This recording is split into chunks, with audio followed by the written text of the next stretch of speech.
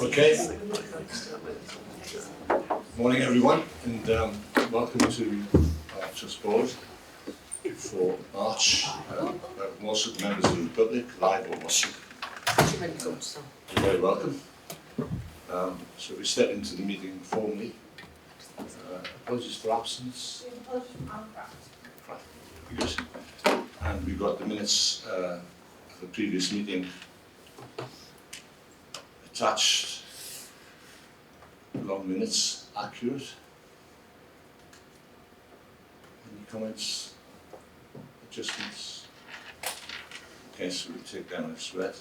Welcome. I've got the action log, which is today complete.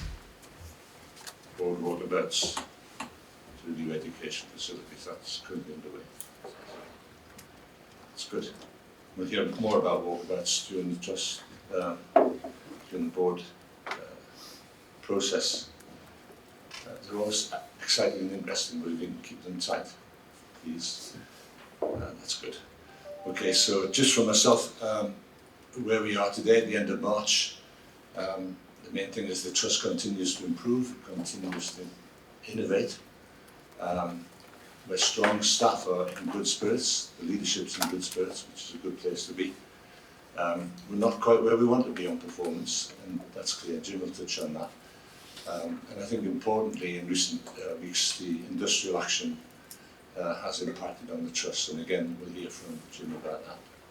And we've got the quite disturbing junior doctors action again, the week after next, which is quite a challenge, I think. So maybe at the front of the meeting, Jim, we can just hear a bit about that and just set the context for the rest of it.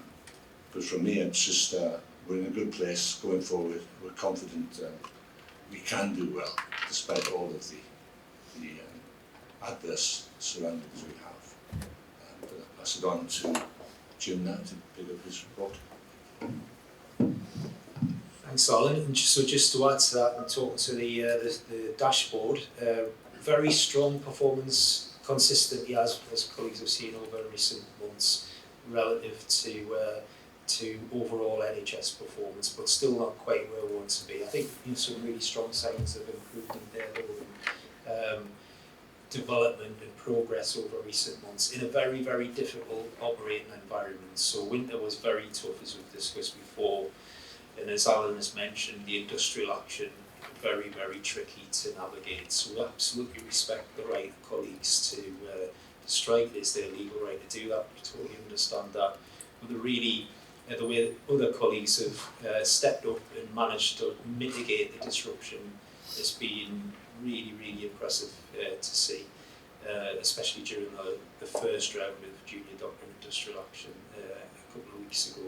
We're obviously now moving into something that's really quite different. So 4 days of disruption on that scale is a very significantly different thing from a risk perspective. Colleagues are working really hard on making sure that that's managed effectively. We really hope that we'll manage to avoid it in some way. So I think there's one thing we've all got to hope for in the next few days, it's that somehow there's an intervention of some description that brings peace and resolves matters so that that can be avoided, because it is a very difficult thing to navigate, especially on the back of a bank holiday. But I think also it's been a really big focus to maintain good working relationships with people who will be working together for a long time once these things are over, and that's held itself up very well. And as you can see through the agenda, really continued strong focus on safety, patient experience, staff experience, which I think we've demonstrated over the years are absolutely the things to focus on. And in that context as well, doing that whilst we maintain a really strong financial position, managed to deliver some big strategic developments in technology and buildings. I think as we wrap the year up, so this will be the last board in this year, we'll obviously see year-end reports in the next board. Incredible year. I think this time last year they thought that would go through the levels of disruption, complexity over winter, and still managed to progress in the way that the organisation has. I think fantastic testament to leadership colleagues here, but staff right across the organisation and our partners as well. Okay. So any comments back to Jim? Questions? gets enough interrogation every day. I think. So that's not that good. Just we do appreciate what the team have achieved in leadership of the wider staff. It's amazing when you go around the place that people are smiling, happy in their work, and dedicated. And this we want to see. We're proud of this bit of the NHS. Proud of the NHS. It's under huge stress, I think, at the moment, but it's good to see people fighting their way back to normal services. Some people are on the wrong end of that. We do appreciate that, but we're aware of where it's not right, and we're working hard to put it right. So, if there's nothing else for Jim, we'll move on. I think we've got patient experience now. Joe, is it?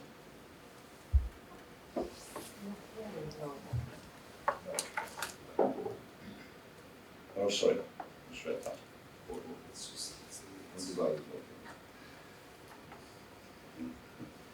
Yeah.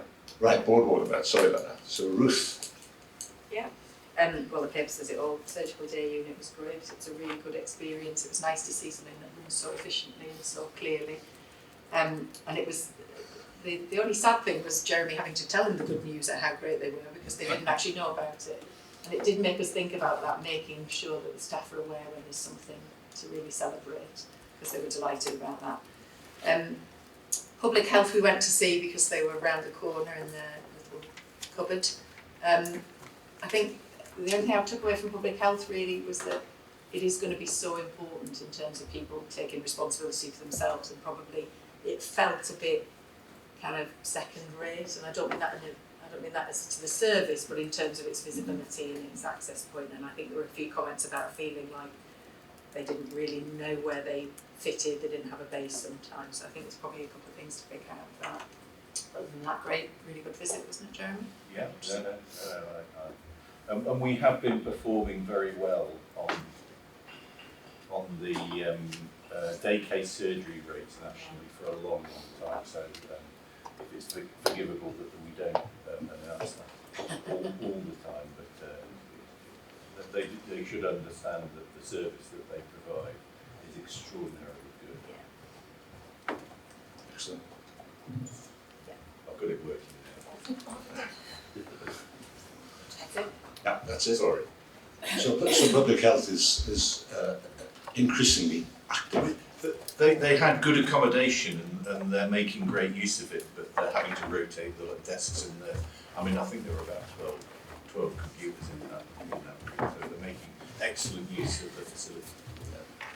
Okay, well Ruth's got it on the list, I'm sure, and attract attention. Marion, did you have something to say? Just really to say that we are looking at where they fit in with all the business units, etc. But also we have got it on our base site redevelopment plan, how we can bring them in more. So just about the environment, so they feel more part of the team. Yeah, that's good. And as we respond to the health inequalities agenda we have, and public health is a bit of an increasing role for us all. So, if I might actually just continue the good news to say that our smoking cessation, so Northumberland and North Tyneside have made the biggest leap in the country in terms of reduction of smoking. And we're now below the national average, having sat are the North East. That's amazing. So it's been a really tremendous change, and that's all down to the smoking cessation team, who are a key part of it. that's good. Alcohol next. That's just what I was gonna say. So how, I mean, what about alcohol? Have you got a minute on that as to how we might help? Well, so we do have a number of new schemes that we're undertaking. Particularly, we're supporting people who come in with that diagnosis into NSETCH and in ED, and we do that. There is a fairly widespread community-based support service for people with that. We do struggle to get people to engage with it in the same way, but we continue to try. It's very much a joined up community, local authority initiative. Well, it's all with the local authority. It's all run out in the community, and they have follow up with that. I think as well with the digital sort of resolution, that helps as well for the people that actually don't want to come in, or because they're often working people as well. So it's just trying to target people where they can't reach. Right. Yes, Alistair. The main alcohol services are run by CNTW, so the drug and alcohol services in both with the people have got direct access to it, all done through CNTW in both currently. And all of this emphasises the need to work together with all our partners, isn't it? And that's increasingly the case in my view. It's really good. So next month, they're all coming to the clinical strategy meeting to talk about how we can make every contact. Good, it's good news. We'll hear more about that inside. Right, Phil, one spec. One General spec, Hospital. yeah. Thanks to Alistair. Thanks to Alistair for with George's chef. No. And you just got it. Is that better? Yeah. So firstly, thanks to Alistair for taking me around. As normal, I always try and get there a little bit early to hang around reception to try and get a feel for the place. In this particular instance, it wasn't a great experience, unfortunately. The reception area was actually shut, and it was 4 o'clock. So, but I think that what made it even more difficult was that there was then a sign directing people towards the urgent treatment centre, but there's no internal sign saying where the urgent treatment centre is. So a few people wandering around got a bit confused, including me. So that's probably something we need to have a look at, and it does contrast very much with the experience of some of the other hospital sites where you get an excellent reception, particularly North Tyneside, as I've mentioned before. In terms of the actual walkabout in the hospital itself, we went to 2 places, the oncology day unit, very good, very impressive team, very good area. They're looking to make some further improvements, but on the whole seems to work very well, and good dedicated team there. I think on reflection it was probably slightly unfair to have gone to the cardio recovery. It was because it's based in Ward 1 but it had been moved to Ward 8, and it was actually its second move around, so it was a little bit kind of disorganised as you would expect. So I think things will revert back to a better position once they get back into their original home, which will be refurbed and will provide a better service for the patients. And also I think the ward manager was away or something, so it just needed a bit more management input as well, but I'm sure that all those things will come back. So that was one spec. Don't know whether any questions on that. There's something about the entrance, or the entrance says to one spec, which I think confuses us all. And at some point we need to be clear, the main entrance isn't the main entrance. It is confusing. Yeah, it's confusing. Right. So you're absolutely right, and I take on board what you're saying, Phil, completely, because Jim and I have been around a couple of times, and Sorry, you use this one. but we're just mindful that is happening at the moment, because Jim and I have been around a couple of times and it's been closed as well, and that will have had some staffing issues. But we have just reinvigorated the front door as of the other side regarding that group there, to look and see at the, having the entrance at the side where Cafe Central is. So that group's just been reformed again, just because we just haven't had time this last wee while. And we'll press on with that, and we'll have that open from there, because if you think everybody comes in, apart from ED, everybody comes in that direction there. So there's a multidisciplinary group set up, and I think the first meeting will be quite soon. And just in passing, the volunteers do a fantastic job at our entrances, and we've got enough volunteers to.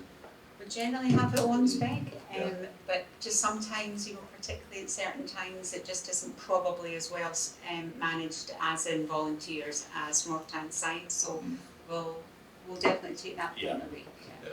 I think the other knock-on impact is, of course, with the things like the hand washing, because if you haven't got someone there to remind everyone, people do just stream through and they miss it or whatever.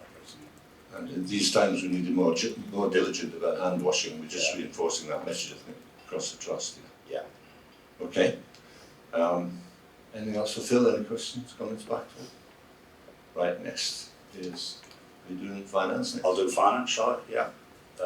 So quite good actually to sort of do something slightly different from the normal hospital walkabout. I think the finance department were quite shocked when I turned up and said I'm here to do a walkabout, but I spoke to it's obviously arranged across the two sides of the ground floor on Cobalt. Very good working conditions, and I spoke to 5 people across various different areas of finance. Very impressed with the quality and enthusiasm of the team. We had some interesting discussions. I won't go through all of the points there. Probably just mention payroll in particular. I mean, it is a very, very full floor of people on payroll. And it's slightly different from some of the other parts of finance in that its main thing it does is actually provide services to other organisations as well as our own. So it's a very sizable function that, but seems to be a good team spirit, and certainly very enthusiastic leadership about what we do in that area in terms of providing that service to so many other NHS organisations. So overall, very good, and thanks to Paul for showing me around. That's good. I've got to say that what I call the back office, the front line could not perform the way it does without the back office. That's HR and technology, payroll, and many more. That, you know, unsung heroes that were many of them in during the whole of the pandemic, still doing their jobs. And you know, it wouldn't have worked. All the rearrangements of working time, working practices, safety, the whole lot. All that these people are behind it, and it's worth non-execs getting into those departments to be seen and encouraged and thank these people, not just during the pandemic, but every day. They're out doing a good job. Some of it's benchmark stuff. It's really good. Excellent. Okay, so next we've got Andrew. Yeah, so I went to NSEC with Jeremy and David, really to focus on how clinical noting was going, so to do much more of a sort of systems IT focused kind of walkabout.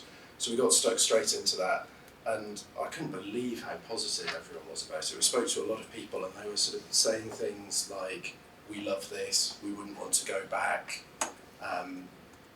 You know, kind of this works really well. It's easy to navigate," and I was really quite struck by how everyone wanted to dive right into the details. So they were kind of going, "Oh, we love this, but could this just be a little bit like this?" Or so everyone was really deeply engaged with it and how it was working. So I took that as a really positive sign, and I was trying to dig while we were having those conversations around, have we got the basics right? Like, have you got enough devices? Does your computer turn on in the morning? And nobody wanted to talk about that at all, which I thought was incredibly reassuring, that the sort of reliability and that kind of thing seems to be just not front of mind at all. And so I think that's a really good sign. While everyone was diving into the details, I guess what I really cared about was how well they'd been engaged in the process and how well we understood what people need, and how well the rollout had been done. And everyone was really positive about that around sort of road shows, and having colleagues that have been engaged in it and having their feedback taken into account. So that was really positive.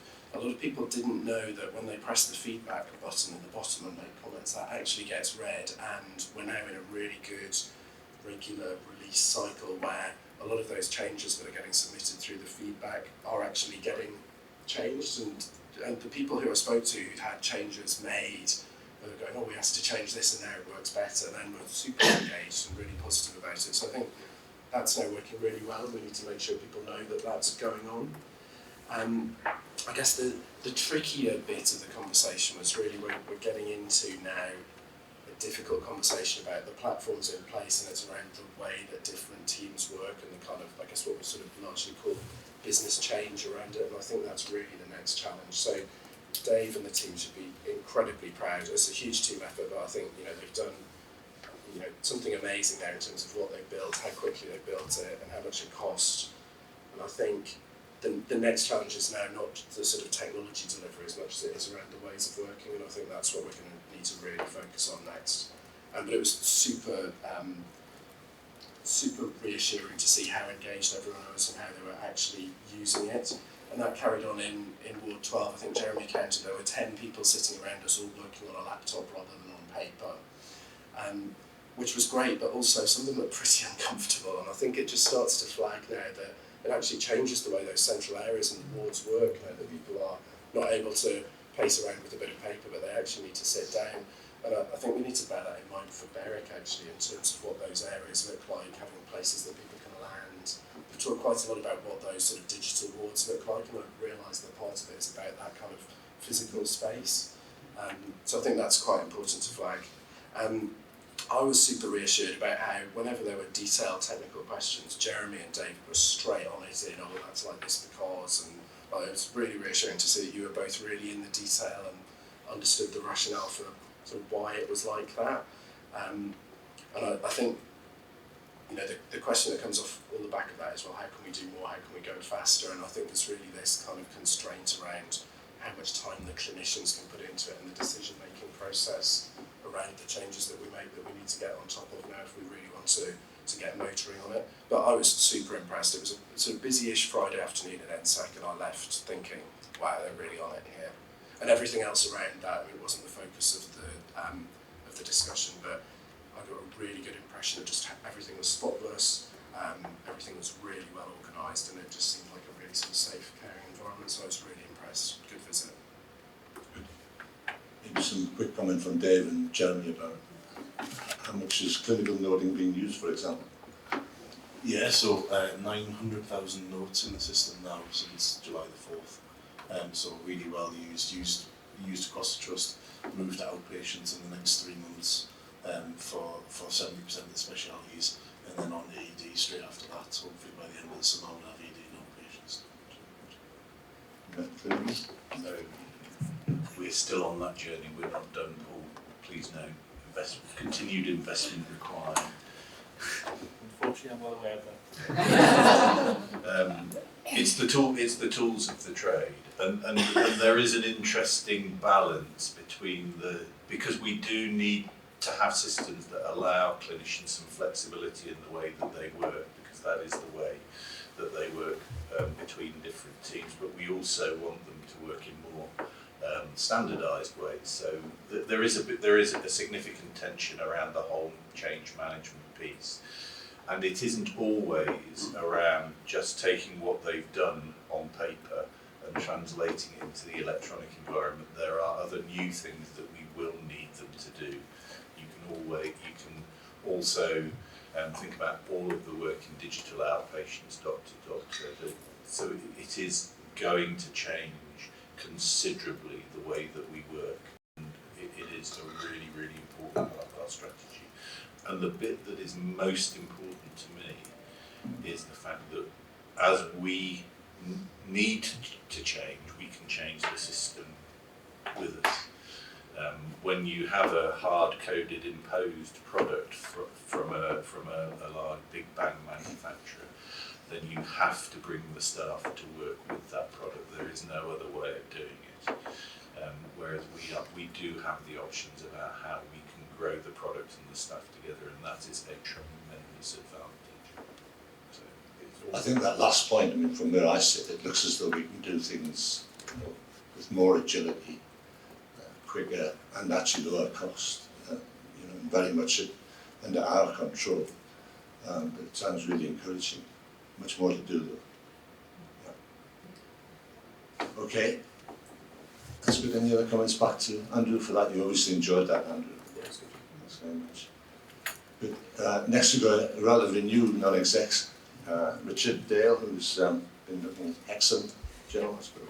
Thanks, Alan. And my guide for the day was Chris Patton, part of Marion's team. It was lovely to meet him. It was a very good tour.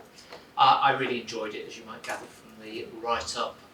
It's the first time I've been to Hexham, and it's every bit as impressive as people told me it would be. I do remember the old Hexham Hospital, which I thought was uniformly depressing, so it was quite a revelation, really. One thing I didn't note here, but it's probably worth just picking up from Andrew's comments, is that the staff in Ward 2 were equally positive about clinical noting, and they were making good use of it, which I think is great. I guess the most enjoyable part of the day for me inevitably was radiology. I had huge fun. As a former university person who spent all his life buying equipment, it was lovely to see it, and to see how regularly it's refreshed, and there's some great stuff there, and it's I think a great asset for West Northumberland. In terms of Ward 2, I guess the same issues that we see across the medical wards, which is there are still too many patients who should be elsewhere, and that's clearly causing problems through the system, and the difficulty of recruiting staffing, and that's not unique to Hexham, and it's the continuing issues that we have to deal with. I was surprised how busy the hospital was, and I think that's good. It's interesting, car parking inevitably felt like a big issue on the day, despite that one being right in the centre of town with big public car parks not that far away.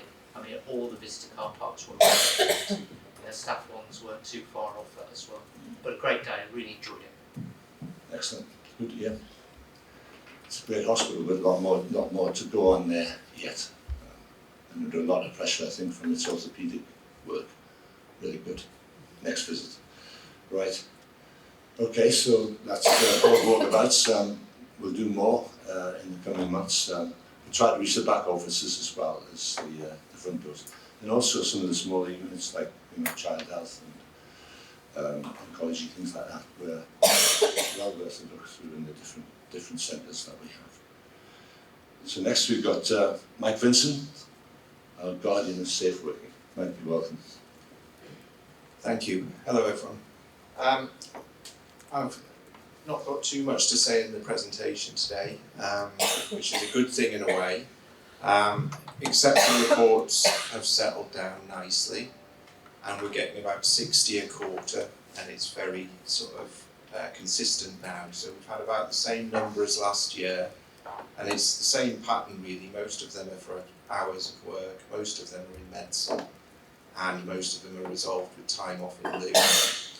So that's where we're up to. We have seen some changes. There's some staffing changes in gastroenterology, which has hopefully led to a reduced number. Whether it's cause and effect is not known, but there are less, and that we have changed the staffing. A little blip this year and over the last 2 quarters in trauma and orthopaedics. So that was interesting because traditionally we don't get many exceptions at all from them. So this also came through drop-in sessions that some of the trainees there raised some concerns about the medical support on the wards. I think there was some changes in orthogeriatric support and also some issues on one of the nurse-led units that the juniors were getting pulled into. So that culminated with the juniors getting together and doing a very helpful email to the team, which was responded to within 1 working day, and an action plan in place within a couple of days, and a really encouraging response. So hopefully we're going to see some changes there. There's some additional orthogeriatric support being put into the wards, and they've been told not to go to the nurse assessment unit. So hopefully we'll see a reduction over the next quarter. But it was a really encouraging response, and the ER system making some changes to actual on the ground work, which was nice to see. So that's the news from exception reports, except we had our first fine. So it's been a long time coming. There are other trusts that are into, I think, 7 figures in fines now, and we've managed our first fine, and it was for £295.84 in our fine due, and you've paid, and we're going to use it to make junior doctors' lives better. If we get someone at the forum to help us decide how to spend it, we'll decide how to spend it, and it'll probably be coffee beans. We've got coffee machines, but the beans are going to run out at some point. So I suspect that's what it'll be. Unless we get more fines, with that amount, there's not a lot you can do with it, so I suspect that's what we'll end up doing. That's a lot of beans.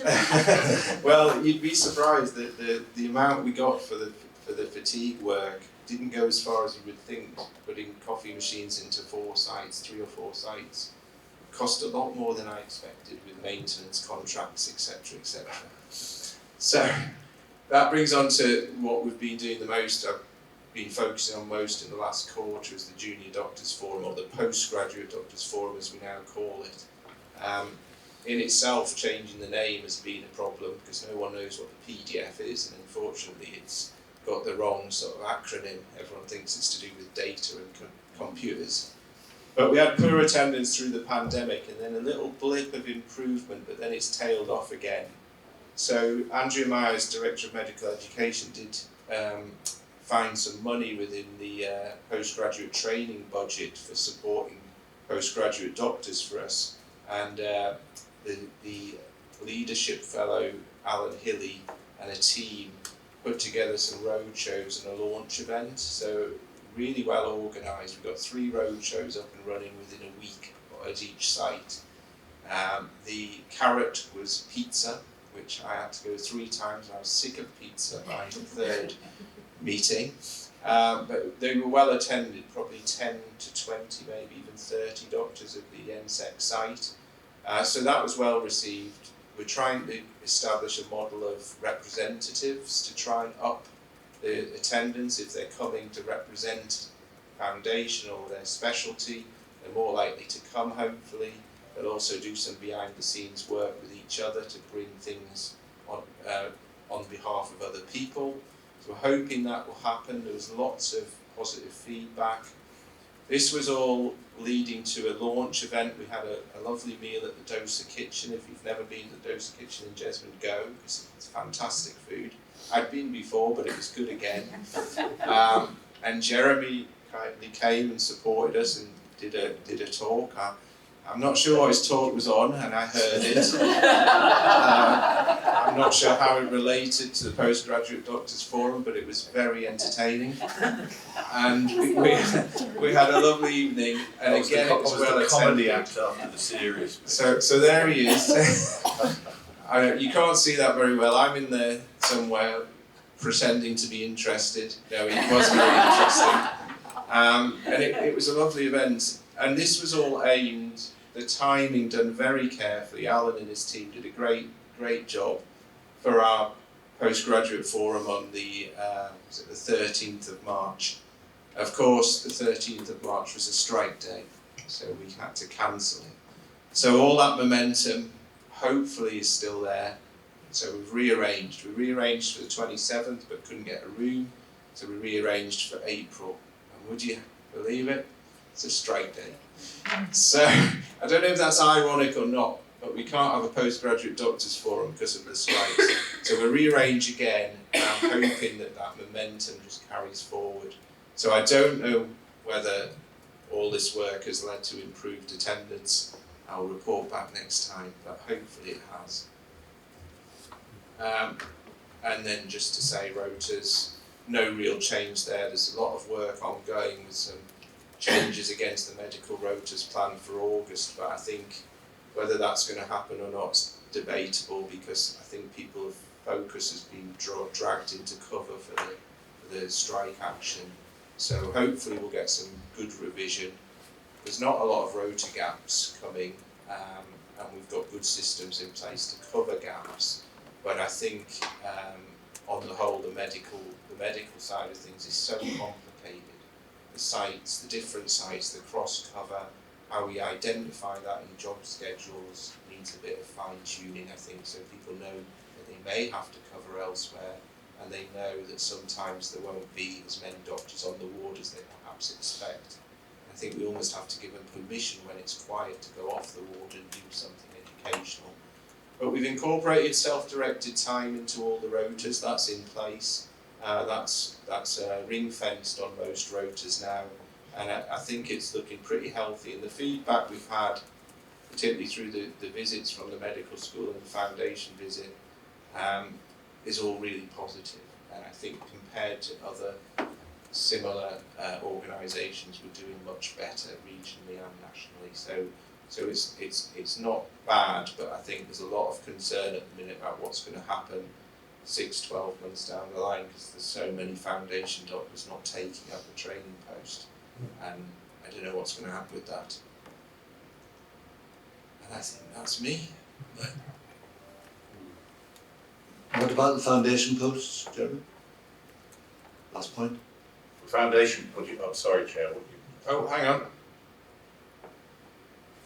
What was that? You made a comment about junior doctors or foundation doctors not taking up the posts. Yeah, so nationally, nationally, Australia's if you look open. at, yes, all the talk at the Dosa Kitchen was where's the best place to go in Australia.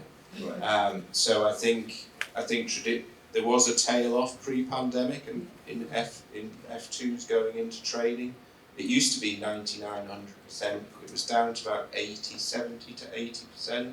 And it's projected to be 20 or 30%. So the majority of F2s not going into training programs. some of it's they're going around the world for 6 months or 12 months. They're taking their opportunities where they can. But I think there's more talk anyway about more permanent moves. Whether that will happen, I think once people do move, they sometimes get homesick and come back. But it's all being stoked up in the press, as you know, and the strike has stoked everyone up. So I think we'll be all right. We've got we've got 3 new foundation posts for August. We've got some new SBR posts we've bid for, and we tend to do all right for F3s. We get them in, but they leave some of them. So I think Northumbria's got a good reputation regionally, so we do all right. So our proper foundation jobs are always well filled, and they have an excellent experience, and we get very good feedback. I have to tell you, I told them all that going away and getting more experience abroad was not a bad thing in my opinion. And it's just there are opportunities for people to work. I'm very keen that they all come back and do follow run-through training, but the sausage machine is not necessarily just jumping off from foundation. I think travel does broaden the mind. It's not a terrible thing for people to do. And we do offer some good alternatives, but because Australia and New Zealand are now open, there will be a reduction in the number of F3 jobs we have. But we've got a magnificent nurse practitioner workforce that they all work with. The bit I just wanted to say was I think this will probably be the last board Alan comes to. Maybe not. You're leaving soon, so there was Alan's replacement was there at the Dosa kitchen. Yep. Alan, I just want to thank, because it has been a really difficult job to try and set this forum up, and I think he's done a really good job, and thank him for that. Thanks for that. He's our leadership fellow from ENIUM. We've got a replacement, and I can't quite remember her name, but Brion. And we're going to meet her soon. Okay. Go well, Vigo. You'll be back as a consultant. That's the plan. After going to Australia. Okay. It broadens the mind. It's fun. It's quite interesting that the exception reports actually produce change as well. I think that shows maturity. I do like that. Actually, Chad, the other thing I was going to say is that, these are difficult times for that there are some circumstances going on with the contract negotiations that aren't in our hands, but we continue to work well with our junior colleagues and to try and support them wherever we can. They are a really valued and important part of our workforce. So I think we just need to remember that as we go through all of these difficult times. And certainly there was plenty of good spirits on view at Dosa Kitchen. Just a bit of talk about going abroad and loan repayments. I encourage everyone to go abroad, not just doctors. It's a great experience to live abroad, see other people.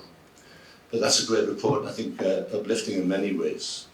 Thanks for that. And the strikes, we'll get through the strikes and we'll still be friends on the other side of it, but we have to go through this turmoil to find what the answer is to this current problem. It's not in our hands.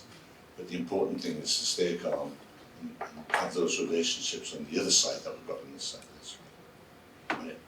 Just to say, really, going back to Mike's comment about orthopaedics, I think all credit to the team who enacted that straight away. Yep. It was within a day. And then subsequently, Bijou and I have been working hard with Elliot and Simon to come up with something that's going to be good moving forward. We're not quite there yet, but we're having very regular meetings with them. So I think it just shows that ability to act quickly and demonstrate that we do really value them, and I think they really appreciated that, Mike. Yeah, I think it was good all round, because I think they had a very mature approach to how the juniors brought it forward as a group, and then the response was similarly very impressive. Thanks. Good. Right, well, we always look forward to your visits. No exciting slides this time, so. Jeremy instead. My apologies for next time, I'm not here, so you won't get me next time. Okay. Jeremy. We did get the restaurant advert, so no. Okay, that's good, Mike. Thanks very much. Right, so I just read my notes before, so this time it's Joe. Thank you, Chair. Good morning, everybody. So the two stories that we've brought to board today, patient and staff, details the experience of a patient who very sadly had a life-changing accident. Their care has been spread across multiple sites because of their care needs. So they've been to being cared for at NSEC, Wansbeck and Alnwick. I think this patient's experience and story is a very, very balanced view. They talk about the difference that reasonable adjustment can make in terms of having a call bell where they're able to use that because of some of their disabilities caused through their accident. I think it's worth mentioning that actually a member of the team is doing a pilot in Hexham Hospital around call bells that are more that are reasonably adjusted for patients with movement issues, etc. So that's definitely something that we're looking at. The patient talks about the quality of care overall, the last line to say, you know, where would we be without the NHS, but in particular the care, the physio care and the difference the small things can make in terms of the small progress and how the effect that has on our mental health and emotional health and well-being when we see ourselves progressing, small steps. And just they describe beautifully when they're taken outside and just having 5 minutes outside in the sunshine. But I think conversely the impact that it can have when we're in an individual room, and it might be in the times of when the wards are busy and the isolation that they feel, and being able to get the attention that they need in that particular moment and the weight that can sometimes cause. The member of staff is from the ward in Alnwick where the patient was, a long-standing member of staff who's been there for 24 years, so I'm sure has seen a lot of changes. They talk about the complex care needs of the patients that they look after and how sometimes that can bring challenge when the team may be experiencing shortages, but conversely what it feels like and the real fulfilment they get from the human interactions and being able to make a difference to patients and really feel that they're contributing to the care journey of the patient. So I think both stories are very balanced and give an experience, insight into when the experience is really good and what that looks like and what it feels like. But conversely, when experience doesn't feel so good, what are the causes of that? I think one of the things I wanted to ask board today was, for me, it's really important that we bring stories that have a real relevance to what's happening in the organisation as well. So we would welcome any requests for particular areas, and we will endeavour to bring stories that align with those. We have potentially got a story for a patient who's very kindly offered to share their experience of their care pathway for urology cancer, and a member of staff, and similarly for the UTCs as well. So those are stories we will be bringing in the future, hopefully. But if there's anything in particular the board members would like to see, please just drop me an email and we'll endeavour to do that. So moving on to the paper, for the paper for the board today, what we've done is we've given you a reflection of our independently validated patient experience over 2022. So that's the company patient perspective. Joe, just before you step in, were there any comments back on I'm just charging on now, sorry. patient and staff stories? Sorry, Joe. Yeah, there are 2, 3. Benny first. Yeah, thank you, Chair. Thanks for the report, Joe. I think it's good to see a balanced report, and not, whilst it's very good, there is clearly learning in there. Absolutely. So I'm kind of just looking maybe from the board perspective as to assurance that the learning is happening. Some simple but really powerful things about food being cold, not being the variability and being turned every 2 hours, catheter bag nearly bursting. Well, they kind of so it's a great report, but so what's happening? Just a bit of reassurance that the learning's being took back and happening.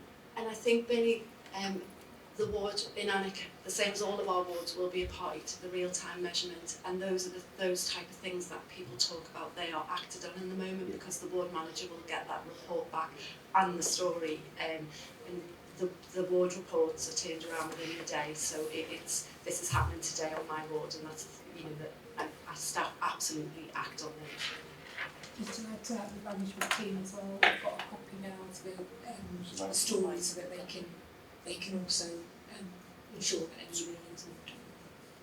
So Steve and then don't think this one's working either, so I'll just speak loudly. Joe, I thought it was a great case study, and I wasn't sure whether it's a new idea to have the staff member and the patient reflection. It just felt a bit like there could be an opportunity there for that would be a regular habit of getting into a story, patient, staff member, and perhaps carer or family member involvement. And it's almost a bit like, you know, research where the ideal is to have that triangulated perspective, and that would really fit with the new quality targets of having the patient and family and carers charter. You know, just I think it would all dovetail quite nicely to take that approach. And I think that's a really good point, Stephen, because the bit I didn't mention was that end point where the family are struggling to identify a care home for this patient because of their needs and the challenges. So I think, you know, in this case that would have been a really good element, if possible, to have been able to talk to the family. Great. Thank you. Ryan? And just Joe and I have spoken about this, but also about bringing back some things from the community service unit. I'd particularly like to see that whole journey of being in hospital and then going out to the community. But on the other side of that, actually prevention of admissions, to see, you know, how we have prevented people from coming in the first place and how we've managed them at home. So that's something that you're very keen on. Okay. I thought it was fascinating. Jim? Yeah, so I agree with all that. I think there's a sentence in the patient's story I think it's just really powerful about I've been looked after well.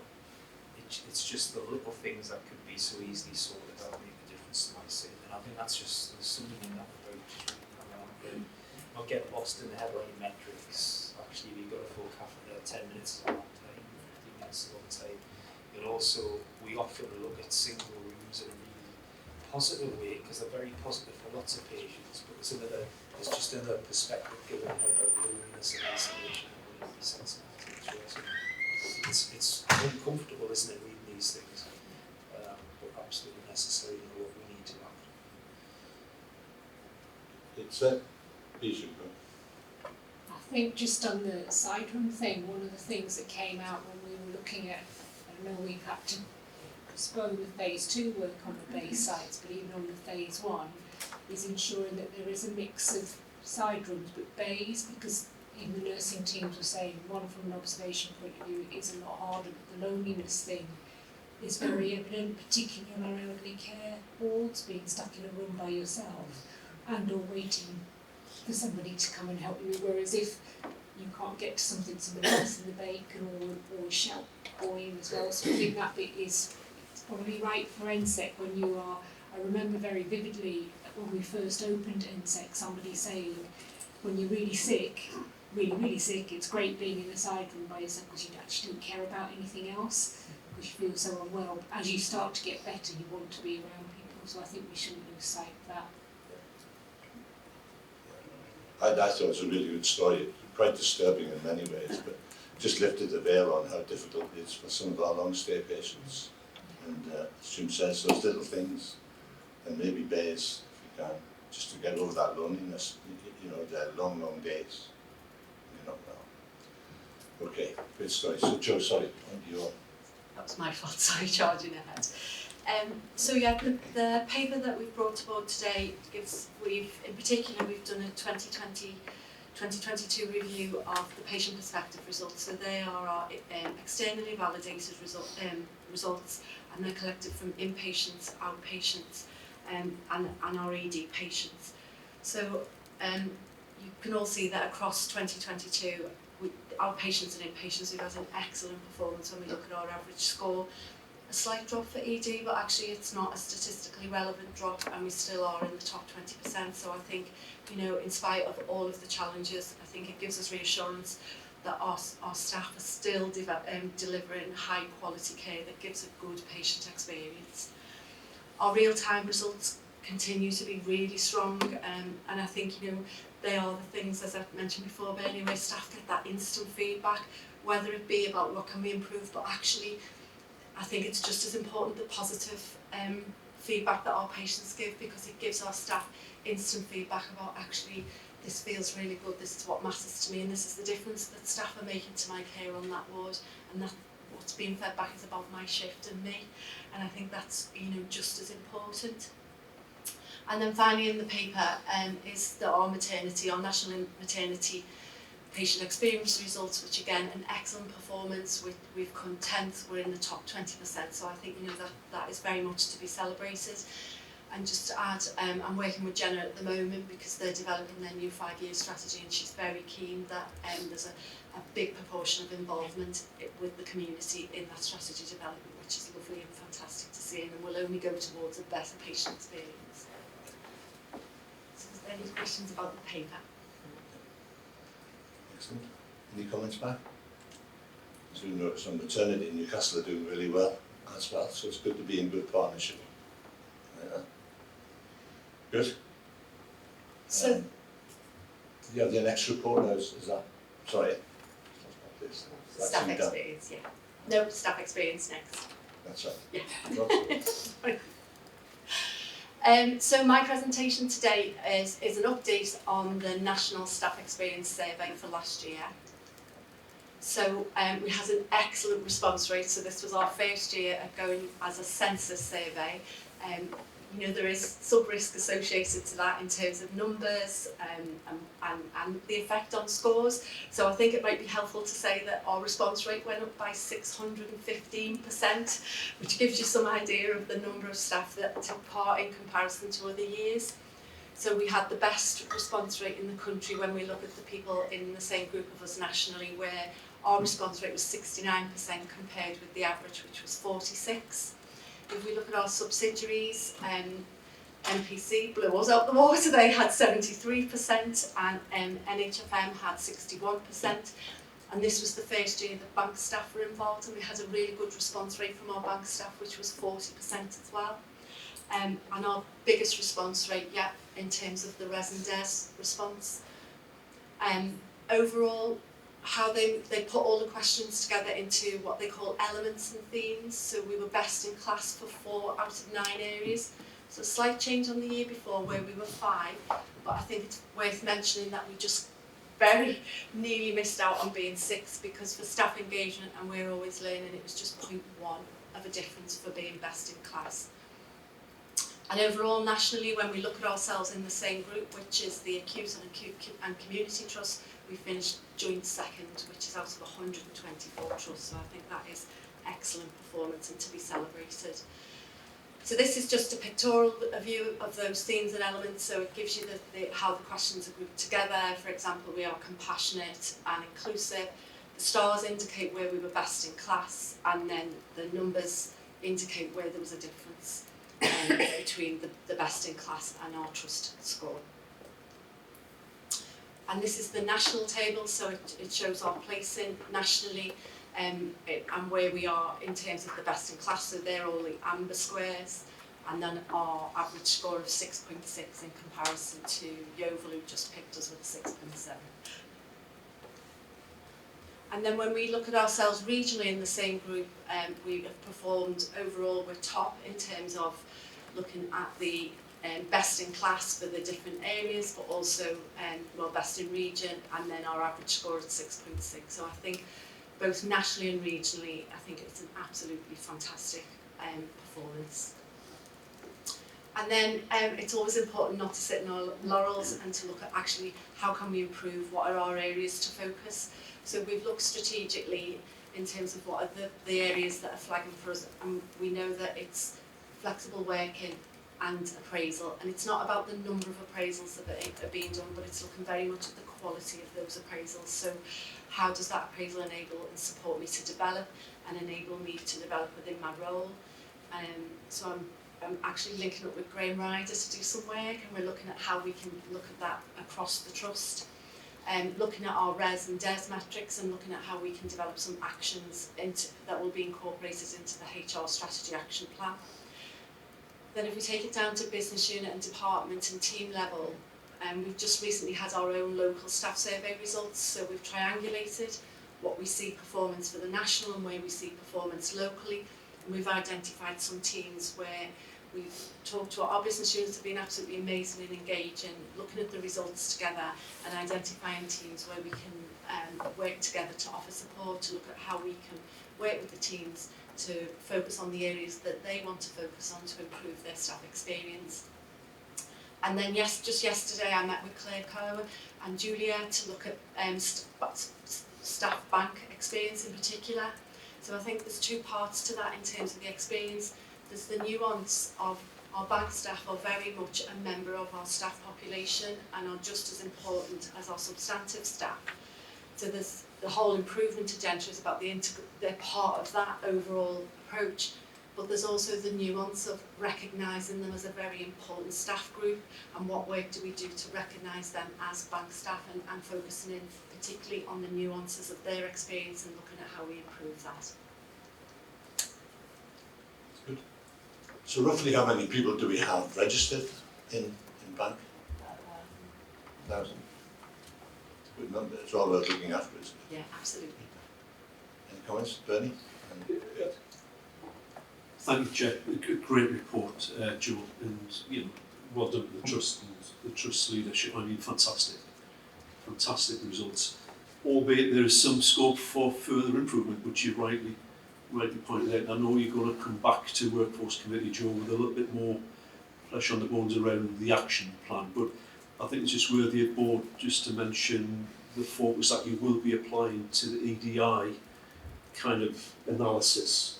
So that will be coming back to Workforce in a little bit more detail around any disproportionality in terms of the equality figures, where we know there's some long-term challenges there across the whole NHS in terms of particular areas, and I know you're going to bring that back, Joe, as well for us, so thank you for that.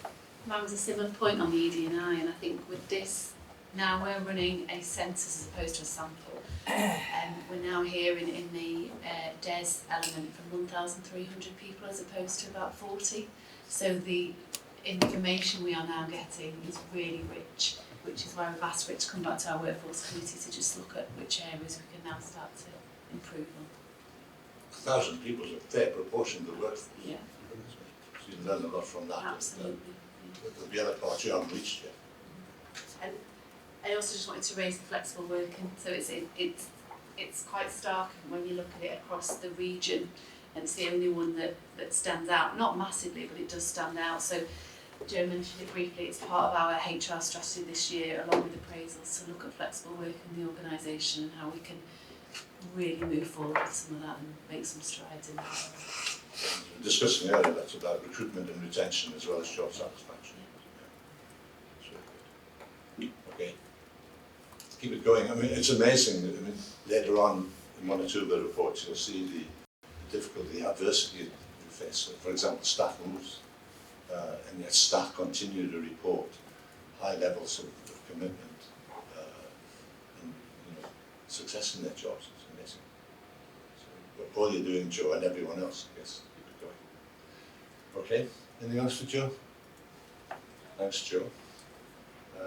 Right, so probably on business unit. Reception, sorry. Thanks, Right, Chair. turn the page too soon.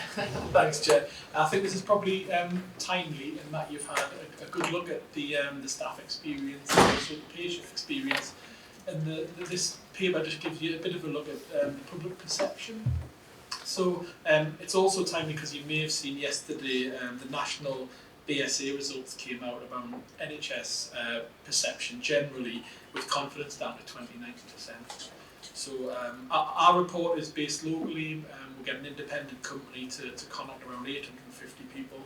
About half of those people said that had an appointment in the last 12 months. So it's people who have experienced our services as well. And we've seen that increase by about 7% to 79%. So a real difference nationally and locally in terms of how people feel and how confident they feel about those services. We're not quite to where we were pre-COVID levels. It's gone up and down a bit, but again, much better than the national picture. The pack's picked out some data in there which you might be interested in, and the full pack is in the reading room because it's a really big data set, so I didn't want to bring that to you today. I think aside from the really good satisfaction and confidence rates, some of the other things that came out really play into the health inequalities that we've talked about a little bit earlier. So quite a worrying number of people talking about financial struggle, being able to heat their home, and the health implications that might have a little bit further down the line. So there's lots of useful data in there. We'll deliver that in it. The full pack's in the reading room if you really want to get into the granular detail, but hopefully some of the information is there and there's useful for you. Okay, Jim? Sorry. So, I mean, really strong overall, actually, really impressive in the context that we're all in. And it's great to see multi-site improvement as well, like that. So I think really positive reflection of other data as well that we're seeing that shows that the public really like and trust the services generally, but especially the way multi-sites improved over the last couple of years. I was just going to ask Ross, how comparable is the methodology between our local stuff and the national stuff? So is it fair to compare, or is it just done on completely different basis? There'll be different sets of questions because the BSA tackles lots of societal attitudes, but it's the same broad sort of thrust. It's about, you know, how confident, how satisfied, yes or no. So that bit of it is fairly comparable, and that's deliberately so, just to give us a local look as well. Ruth? Sorry. I just really wanted to ask a question about what we do with the data around the broader public health issues. So having had that conversation about public health, we've got a thing saying we can't afford to heat our homes, it'll have an adverse impact on our health. Where do we bring that back into our kind of drive and what we're pushing at? Because obviously it is going to have a massive impact on people at all levels. Definitely, yeah. And a lot of those questions were tailored to fit in with our health inequalities programme, so probably Alistair or the better place to answer the specifics, but things like the health index, so there's loads of specific projects I know that are feeding into that. I think it's about a wider awareness, and we share a lot of this with the local authorities as well, but it's not something, you know, actually we're in a position to solve. But I think there are certain areas, and I think increasingly we're now looking at where people have got difficulties, people being much more aware of that in terms of how they present, particularly to respiratory or other bits. So I think it's about an increasing awareness, but actually no one organisation is going to solve this. This is about how we work clearly with partners in local authorities. But I also think if you look at some of the inequalities work, we need to look at other major employers in the area as well. It's a whole set of actions that are needed, and it just kind of helps that whole picture. Sorry, Alistair, just to follow up, do we then link back to safeguarding and other areas? If somebody comes in and presents and we can see that there's something else they mentioned, another issue, how does that then join back up so we are making that referral? If there's evidence of neglect, then that goes. Sorry, if there's evidence of neglect, then that would go to safeguarding. I think if somebody's saying it's difficult to heat my house, but I'm managing, then that's not a safe. So it needs to be quite clearly around the parameters of safeguarding, rather than a parameter of need, and I think the two are slightly different in terms of where they're coming from. Jeremy? Yeah. We have had a debate at Health Inequalities Board, and I think it is important to understand that the locus of intervention for a healthcare provider in the inequalities arena is going to be different than, for instance, a health authority or other agencies. We do have all of the right connections, and we do talk about it at a specific level, but it isn't necessarily our role to intervene unless there is a specific health need or issue that is identified. Because otherwise I think we are interfering with stuff that we shouldn't. Yeah, but I sense we are using what we're calling the health inequalities lens to look at our patient groups and with some success as well. So we are making a difference where we can, or identifying where a difference might be. So yeah, that's good. Same for EDI. Right, okay, anything else on that? I'll keep it going. I mean, there's a lot of stories to tell. And you know, the NHS here and elsewhere, I suspect, is doing some really, really good things that aren't being reported at the moment in amongst all the other noise. But keep it going. Right, we've got a business unit update, surgery. So we've got Elliot and Nicky. Thanks. So I'll assume that you've read the dashboard and just pull out some key points, if that's okay. Obviously, we're in phase 2 of strike. First strike, we were relatively happy with how that went and mitigated some of the elective risk. This is clearly challenging this time, but at the moment, it's not looking too bad generally from an elective programme perspective, probably about 10% we're using at the moment. There's a lot of collaboration work going on, particularly with Newcastle in spines and urology. Urology, you'll see, is one of the common themes throughout the dashboard here.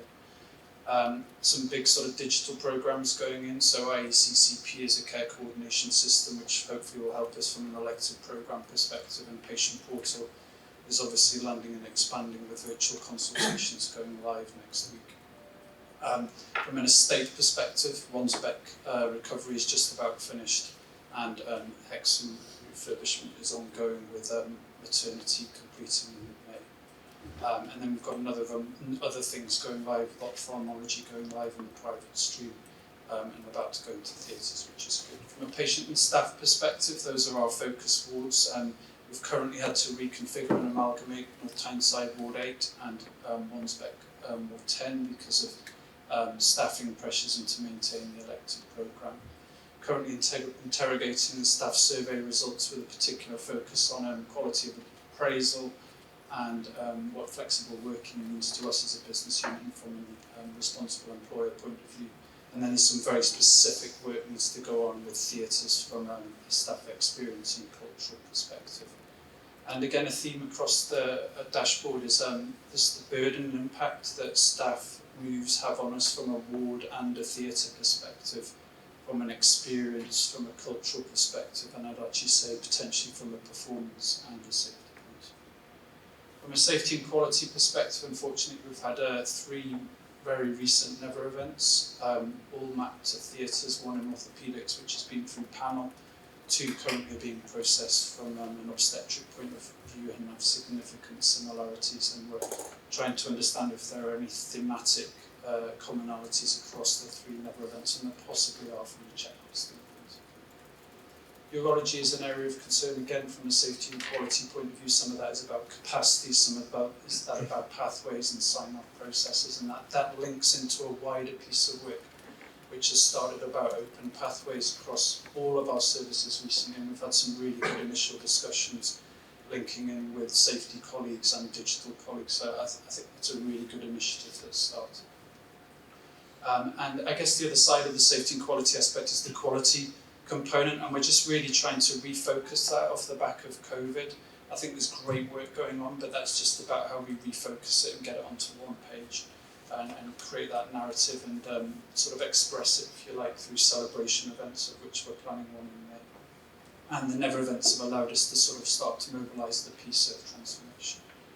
From a strategy and planning point of view, the message here really is we've tried to create that headroom coming out of COVID to create that focus, if you like, on 5 or 6 priorities, and we think that's really important. Some of that is about performance and elective recovery, some of that is about clinical configuration and base site estate, digital outpatient transformation, etc. So, and I think we're starting to manage to do that. From a performance point of view, clearly a lot of focus.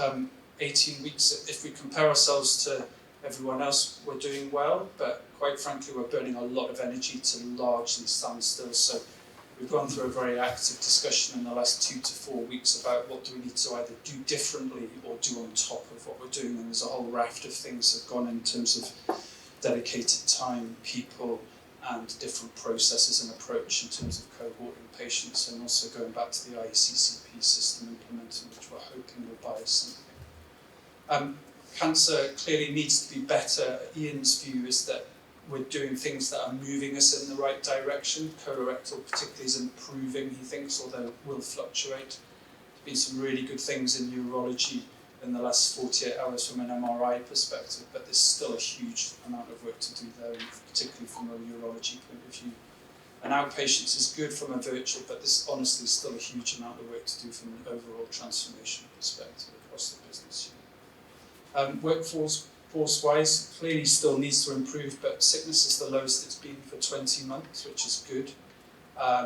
a lot of work going on to do with workforce rebasing compared to 1920, and a lot of that focuses with theatres and then the flexible working thing. And then financially, we're significantly underspent from a pay perspective, which largely maps to maternity, but we've essentially cancelled that out with our difficulties with CIP. And then the elective recovery fund narrative is described there, and really our challenge is that we hit it from a episodes and procedures point of view, but we're significantly off the mark from a tariff point of view, which largely maps to orthopaedics. So there's a lot of work to do there, and we just kicked off some coding work in relation to that. So we've overall rated ourselves as amber. And I guess just one final message and point is, so much of this would be easier if we could just have 2 normal weeks consecutively. You just can't get into a rhythm, and it's a real challenge. Real challenge. It's actually November, I think. Really? So it certainly was last year. I actually sat down with a diary and looked at when we weren't either in a strike, hit by COVID, reconfigured, had major estate refurbishments. It's not in 2023. Have you got a crystal ball? Don't see it coming anytime soon. As always, and I say this to all the business units, we approach it and tackle it well, but I mean, this strike coming effectively equates to a month's worth of impact in terms of planning and potentially. Yeah. It's really difficult. Great report. Thank you. So, comments back? Hopefully just a really minor and pedantic thing, but the finance box on the bottom right of the slide in my book looks different.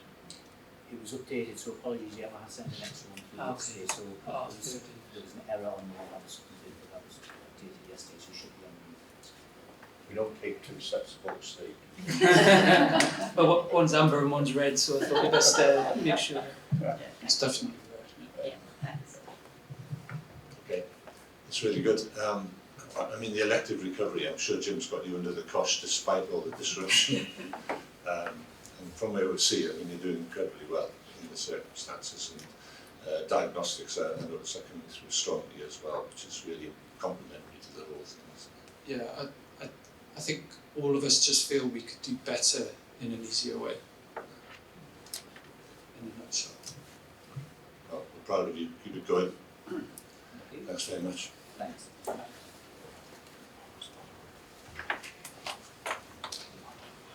Right, Kate. Thank you. And just firstly, I think the cover report has been put with the wrong report underneath. So NHFM cover report's got NHCT underneath. So I'll just run through very briefly on these. So firstly, for the Trust Gender Pay Gap report, we've gone through these in detail in Workforce Committee. There's very little difference to last year, and I think one of the main pull-out points is when you take out our medical colleagues, it reduces hugely down to 5.3%. And that's mainly due to the fact that our medical colleagues have quite a large pay scale, and when women, for example, go out on maternity leave, they come out of that and then they don't obviously accelerate as quickly as our male colleagues. So I just think that's an interesting point. It brings it right down from 21 to 5, which is significant. This year, for the first time, we've done a really detailed report looking at all of our ED&I metrics as well. And the reason for that is so that we can really dig a bit deeper into some of the specific areas and the staff groups and the departments, and triangulate it with some of Joe's work about what we need to do to encourage more potentially females into those roles and into those jobs. So lots of actions for us to do, and they're stated in the report, and we will be feeding them through our Workforce Committee.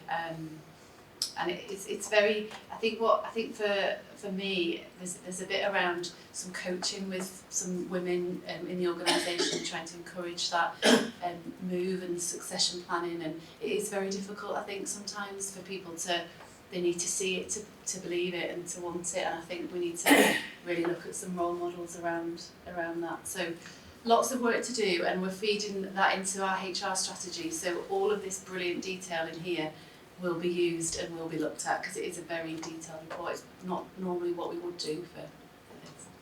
So that's the trust. NHFM, The main difference for NHFM is around the pay award last year, so it was weighted towards the lower band, which then obviously number of the females then got the more money, which has lowered the pay gap. And just in terms of a subsidiary company, it fares really well across the board in terms of the pay gap. We're looking a lot around apprenticeships within NHFM, and especially into the sort of medical electronic elements, trying to encourage females and school leavers to come into some of those apprenticeships. And Colette and the team have done quite a lot trying to encourage that, which I think is fantastic. And it's really important that career fairs are getting into schools and having those discussions as well. So again, they need to see it to believe it. So we need to get some of these people into the jobs. And that was all I wanted to say on those things, Chair. Okay, Richard. So at the slight risk of reiterating comments I've made elsewhere, I have read a lot of these over the years, and I think this one is very well articulated. I think we've made some real progress. And for me, I was particularly delighted to see the work you've done on Clinical Excellence Awards, and I would have caricatured that not that long ago as an old boys club, so I think it's starting to open up. I think that has to be good news moving forward. These reports are always dense, they have to be because of the structure around them, but I think there's some really powerful messaging, and the more that we can do to get those messages out, because I actually think the Trust is making some really good progress, and it can be articulated and got out to everybody and see that we are on the case and doing something about it, because this is, I think, really important stuff to get out and get right. Okay. So, whilst you want to encourage the women to believe it, there's something about the men to understand that 70% of our workforce is female, half our patients are female. We need to live in the real world, and so there's quite a lot for the men in the room and elsewhere to push that story hard. Otherwise, we're missing a good trick. I agree, and it ties in again. I think helpfully it's been mentioned quite a lot. Flexible working and what we can offer as an organisation will absolutely help this gender pay gap. It's kind of an excuse. The women I know will work out their work plan and arrange jobs or go to jobs that do that. But I just think we need all try harder. It's not just about women seeking to improve themselves. It's about making the whole thing open to them. It's a balance. Yeah. But it's a great report. But as I say, lots of information in there. Jeremy. So some of it we just need to wait for the old boys to fall off the edge. Because if you actually look at the demographic, it is much more even in the younger age group. And so it is just because our pay is structured by the longer you're here, the more you get paid.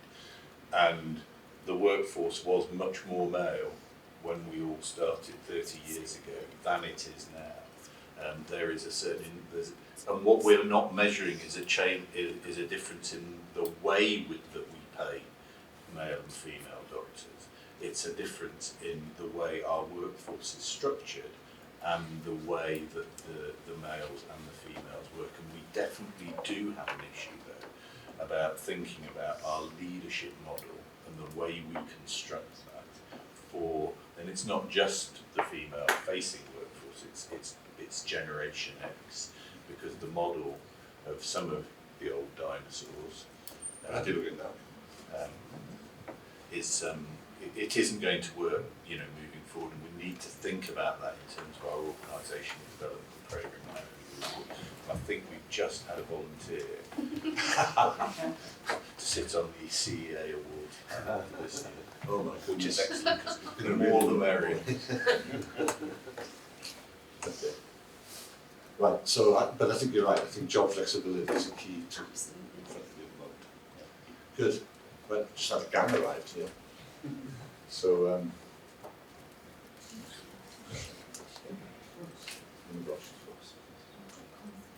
that's what I thought. Thanks. Thanks, Chair. This is the second time you'll have seen this slightly different way of reporting on on the quarterly comms and more of a dashboard approach. And again, it was based on a lot of feedback that you all gave me. So please tell me if this is useful or not, or you want to see some changes in the way it's all reported. We've tried to really balance some of the data and that we get around communications, but also with some of the highlights and some of the nice stories and pictures that I know you all interested in.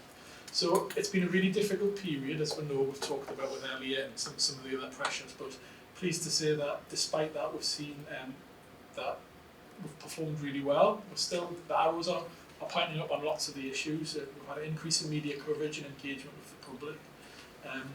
Several high profile pieces of TV coverage, which plays back into the public perception report we talked about earlier, which identified television as the #1 method that people in Northumberland, North Tyneside said where they've got information about the trust or that accessed it. So we'd also done a bit of TV work with our GP colleagues a day in one of the NPC surgery, and that was to really dispel some of the the myths around primary care and access to GP. Had a really successful campaign around STI testing, which is in the pack there. And I don't know if this is good news or bad news, but it led to a 700% increase in accessing the tests. So interpret that how you will. We've really focused this time around as well on our CSR and community promise work. So there's a bit in the pack there where we've tried to split it up by geography to make it a little bit more meaningful, some of the really good work Wayne and the team have been doing. Just to pull out some of the highlights, we saw some really good coverage around our use of robotic surgery, the launch of the health index that we've talked about already, got a lot of national coverage.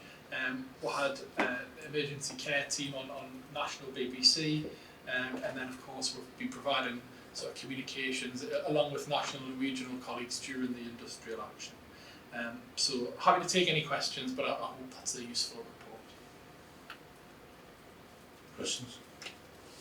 So the national scene is not quite the same as our scene, so there's something around about making sure our staff understand that we do appreciate what they're doing, and we understand there are lots of hits out there in their daily lives when they leave their work. Yeah, it's increased. There's an increasing gap, I think, between the national picture and what's happening locally. And so Jim talked a little bit at Governors last night that it's almost becoming sort of two different countries in a way.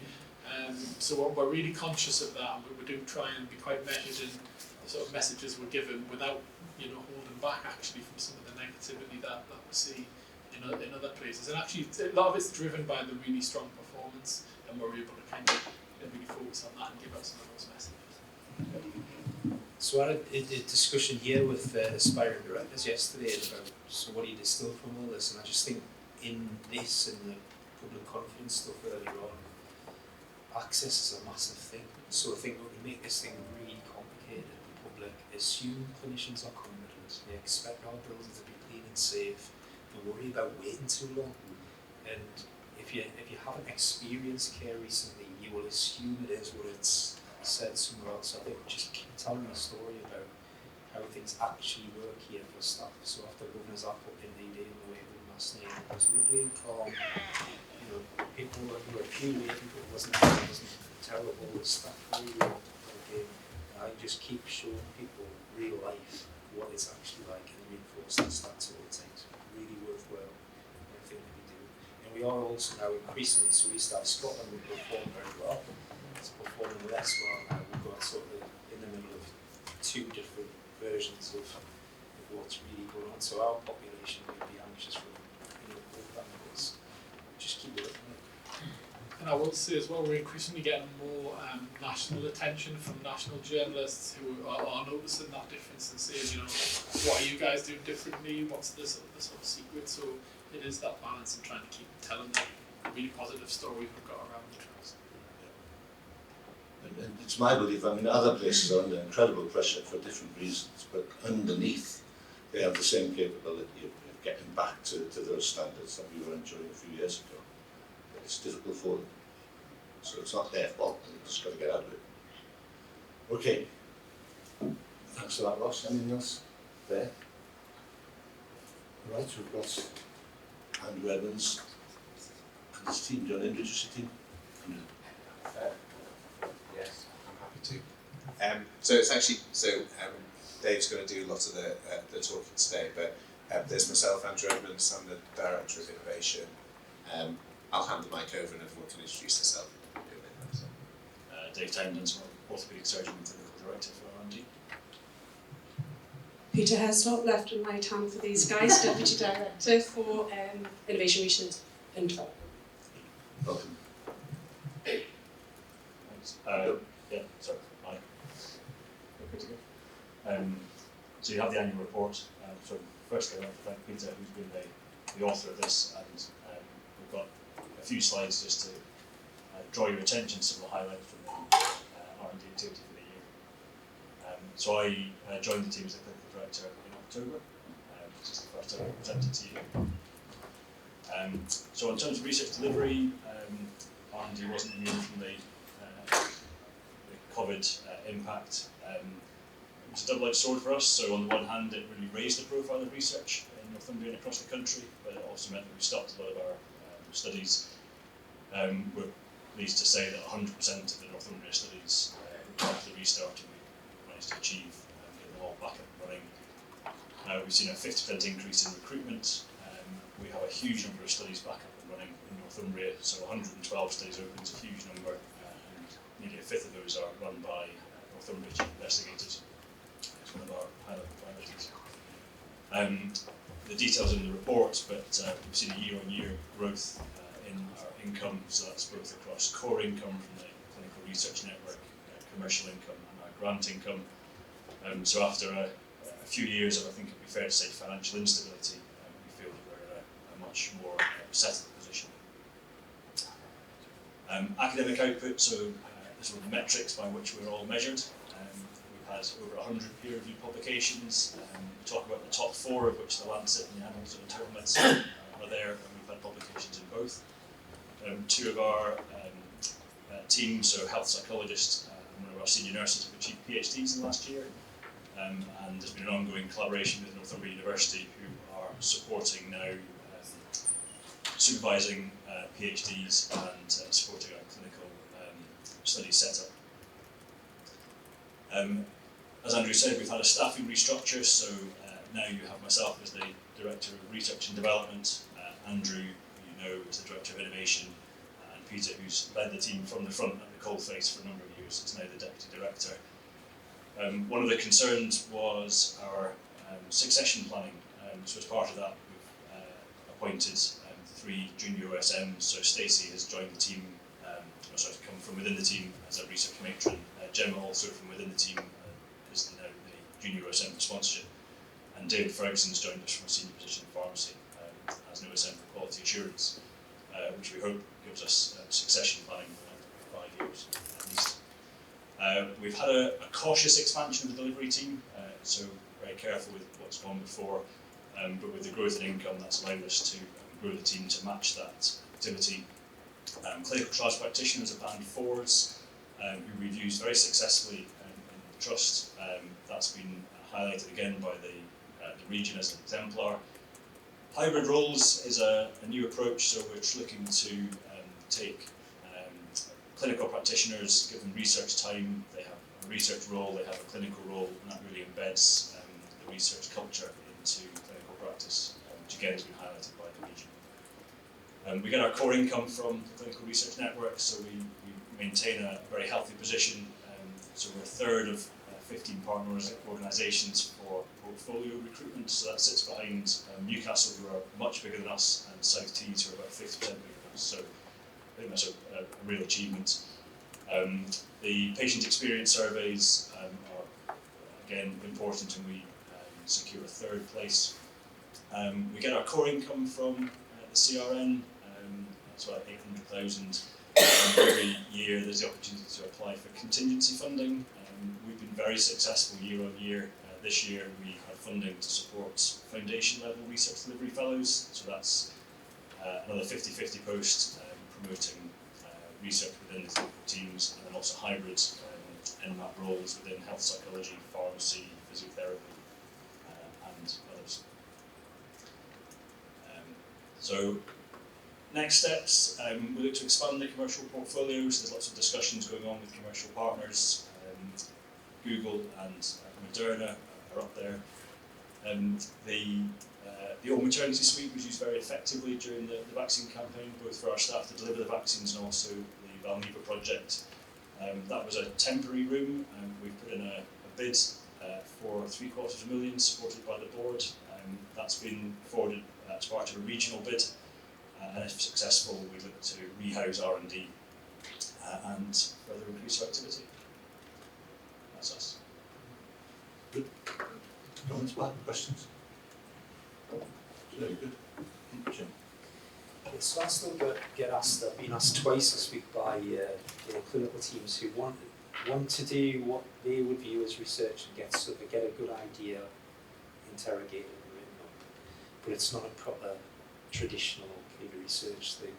And I never really know what to say to them. So what would your advice be to clinical teams who they don't want to commit to a 5-year study and go through all the stuff in terms of approvals and stuff, but we've got something that's worth having a proper look at? Yeah, it's an interesting question, and I think research is full of acronyms and difficulties, and is seen as a mountain that's sometimes unachievable. So send them our way.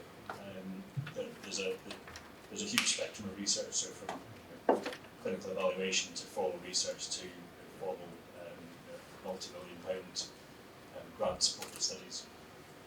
So there's usually room for everything, particularly in terms of commercial organisations. What they're expecting is a £1 million grant supported study, and actually what they want is something much more at the starting end of the spectrum.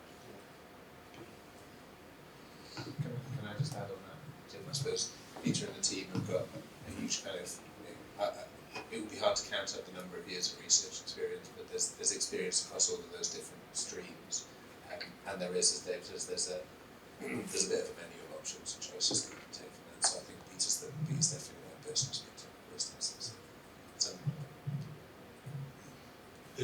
Sorry, Marion, sorry.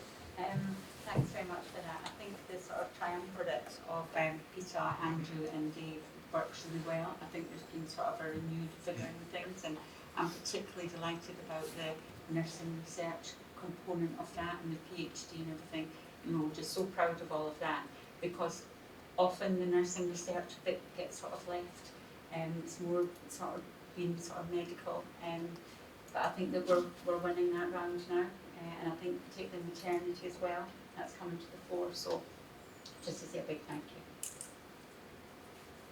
I mean, I've always said that, when you've got a team like this, full of so many professions working in institutions such as this, you've got to have R&D, and it's got to be meaningful. It lifts people's heads, keeps the aspiration there. I mean, you've trained for years and years, you work in it, and there's places to go, and I just think it's so important. You've turned it around, and it's really valuable, I think, for the trust, and obviously you've got places still to go, so every year it gets better, it seems. No challenge yet. Anything else? Thanks very much, we'll see you later. Okay, thank you, take care.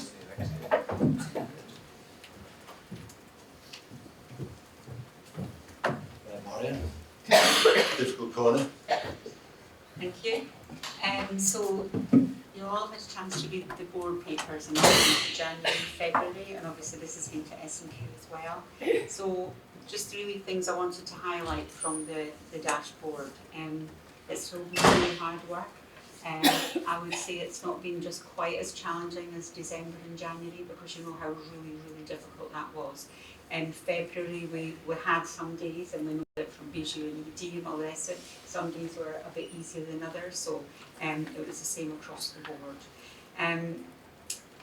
If we concentrate on sort of February really for the dashboard, you'll see the vacancies, they've stayed the same for our trained nurses. They've slightly gone up for our healthcare assistants, but the recruitment team are really working on that.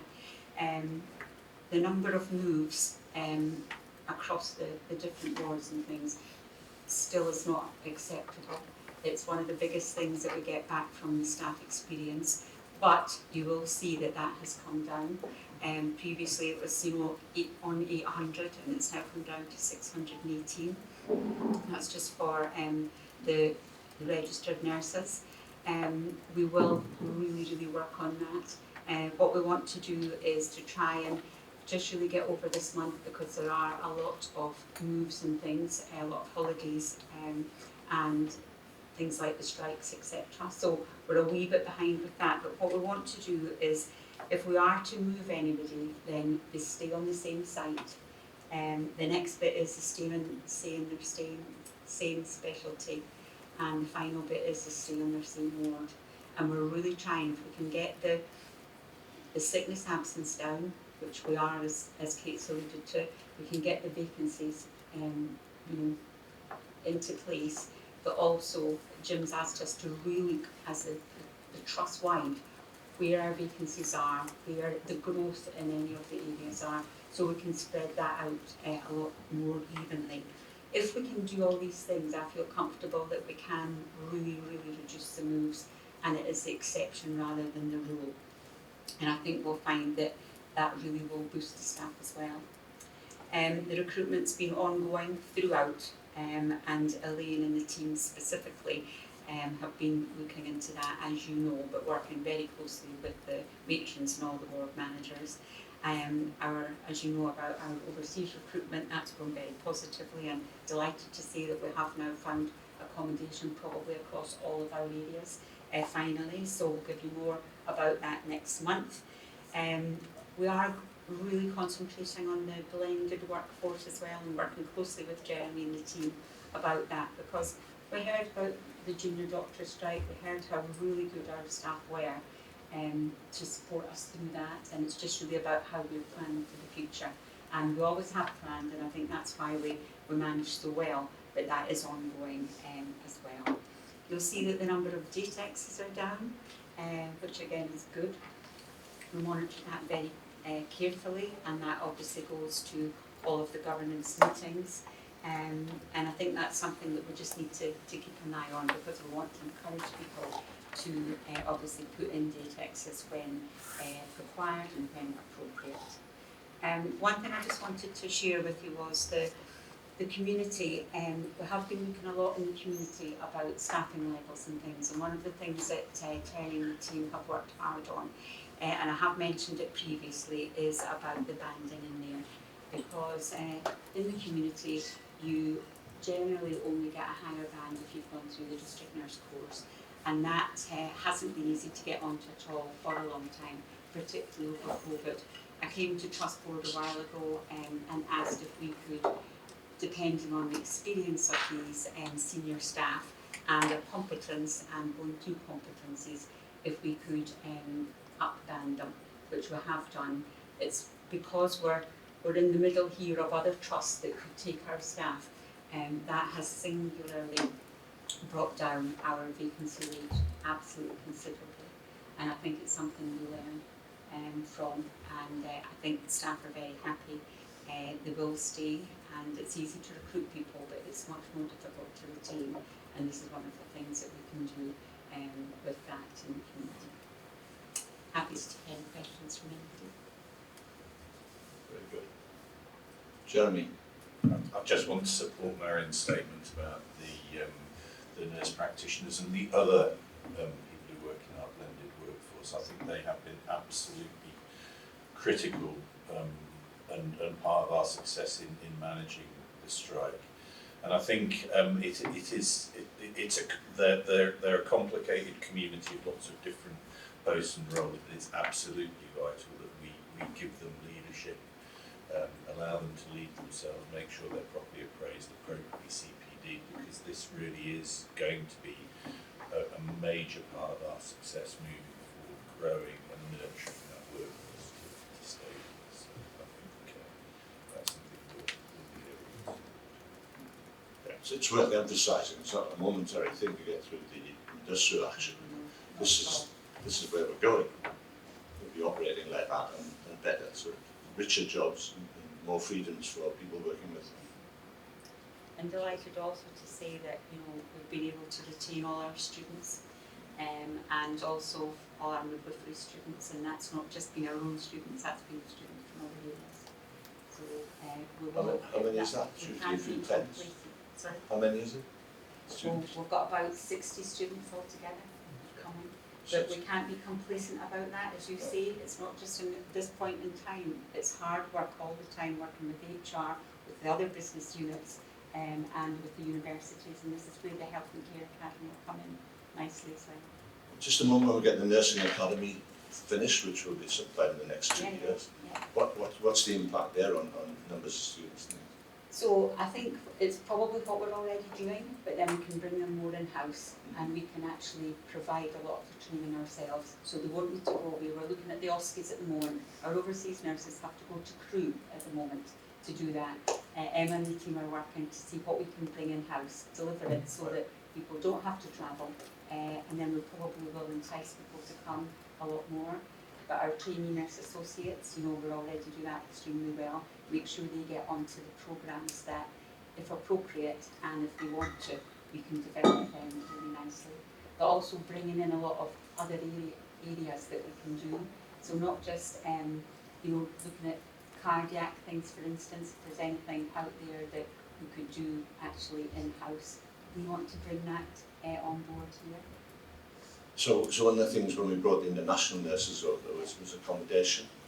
So when the nursing college is built, will there be accommodation available in the area for? So we've been working with the state so we can see are there houses available that we can do so that, because what we would like to do is get these overseas nurses as part of the community.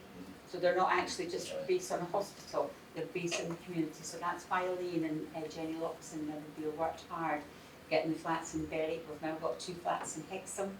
We've got possibly a house in North Shield, that kind of thing. So it's a bit about maybe initial accommodation, in the nurses' quarters, but we want to get them back into the community as soon as possible. And the teams have worked fantastically well. There just needs one thing out on Facebook from Elaine and the team to say, has anybody got any of this enormously deluge of, couches, crockery and everything. It's been great. It's an untapped marketplace for us. We've got about that. And those nurses that have come over, and we've also got radiology overseas recruitments now as well, that those people that have come over have fitted in extremely well. It's a very, very skilled workforce. So it's cramming them against Crewe, I like that. Football match. Right, well, that's a really good report. I mean, there are reds on there. There are, and we want to be open and honest about that. We're not out of the woods yet, but we will continue to strive to minimise any impact. And obviously, the staff will have very, very many meetings throughout the day for safe clear. It's tough on staff, and I'm aware, union matrons are meeting often twice a day, 3 times a day, just to keep that right as we can. Good. Any other questions? Thanks, Marion. Yeah. So that's the note. Can I just rewind a bit back to the gender payback reports? Pay gap reports. We were meant to approve those. I think we did approve. Right. Learning from deaths, Jeremy. So this is, it's to note. So if anyone has any questions about our little blip, our previous winter blip in December, actually, I've now got the data for this month, and this winter hasn't been particularly excessive. January was a bit high last year, but both February and December were lower. We'll discuss the safety and quality. And the safety and quality report, again, useful to note. Financial compliance, nothing extra.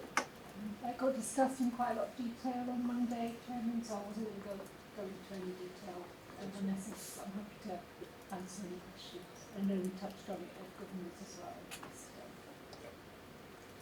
Okay, so Chair, you just mentioned financial compliance. On 12, we did our annual plan, which is the final respect of the original pay award. Was paid staff that will come in March. Just to highlight, we've been asked by the national team to calculate the impact of potential settlement that's on offer to staff. So that will be included in this year's accounts. It's really subject to national agreement will be an assumption in the accounts for this year then, and it'll be balanced in terms of people and expenditure. So we didn't hear that. That says that will be protected from adverse impact from the pay round this year and anything agreed for this year in next year. Okay. Good. Anything else then? No? So agenda for the next meeting is at the end. We managed to keep a diverse agenda there, but it might change. There's always that warning at the end of the meeting. View of the meeting? Anything left unsaid? We weren't particularly quiet, which is good, helpful. I think it's a good meeting, good honest input. People like Marion's report and the social report. Elliot's point that we never had it, having had a settled week. It's amazing I settled 2 weeks. That's what we're fighting through the whole time, and I think that I think we covered the ground well. Any questions or comments from public? At the back? You're all right? Anything online? No? Okay. Nari? And just when you're finished, Jim. Sorry? Are you finished your cure bit? Are you finished? Finished the cure bit? I would just like to introduce Alex Humphreys at the back here, who is a candidate for one of our breast posts, and she wanted to come up from the south today to join this meeting, and she's meeting with us and the rest of the team throughout this week and things, so just to welcome you. Thank you. We've got a contract ready for you. Not allowed to leave. You're not allowed to leave. No. You can't leave the premises. You're very welcome, so I hope you learned something from it all. Yeah, it's very inspiring. Good. It's a great place to be. Okay, thanks, Marion, so I didn't hear you.